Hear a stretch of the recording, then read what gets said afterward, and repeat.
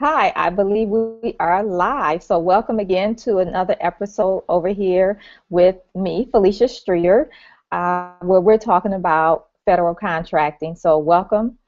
Today's topic is why you should follow the money to federal contracting. So briefly, we're going to be covering um, some key things that I want you to be aware of.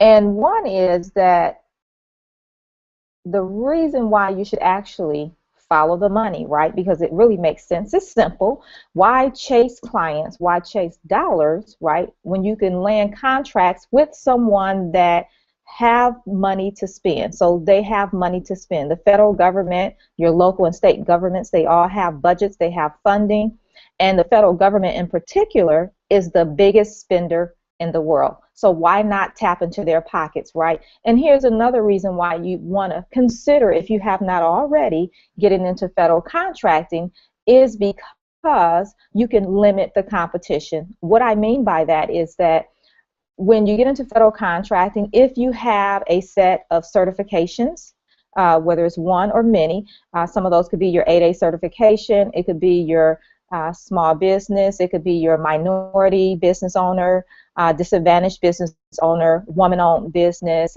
veteran business, or a service-disabled veteran. So there's many certifications that you can apply for if you qualify, right? And what happens once you get into the federal market, they have what they call set-asides, which allow you to limit the competition, meaning they could say they put out a project that it is for maybe just woman-owned businesses. So if you're not a woman-owned business, right, you can't apply for that job or that project or contract. Now you can apply, but you're not going to get it because you don't qualify, right? So it limits the competition. And again, just be mindful that the federal government spends trillions of dollars every year with small businesses. So why not tap into that? And then the other thing I wanted to share is when you think about federal contracting, think about capacity.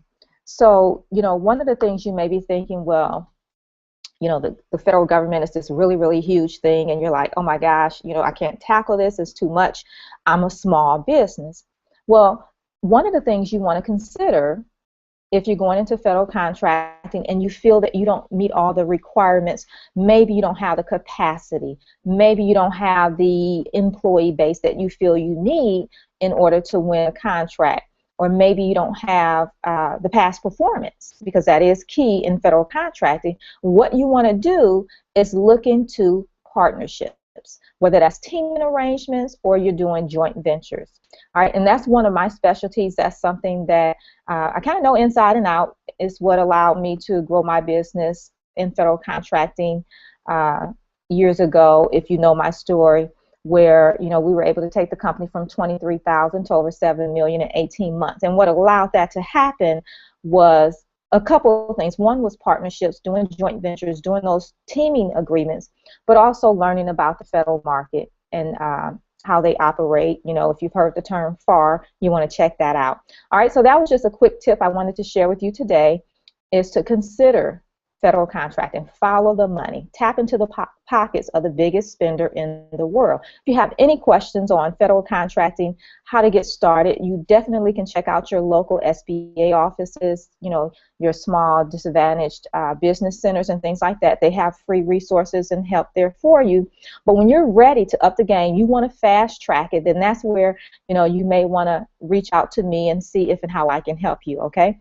So just keep that in mind. If you want to cut the red tape, you want to fast track it to federal contracting, and you need that support, reach out to me, and it's going to be in the notes, okay? In the show notes, you'll see the website FeliciaStreeter.com/coaching-strategy, so you can always check me out there. Again, it's in the show notes. Also, don't forget to subscribe to this channel so that you'll be updated as the new videos come out. All right, again, I'm Felicia Streeter. Thank you for joining me here this week. Next week, we're going to be talking about certified now what, because that's a big question that we have. So make sure you tune in for that.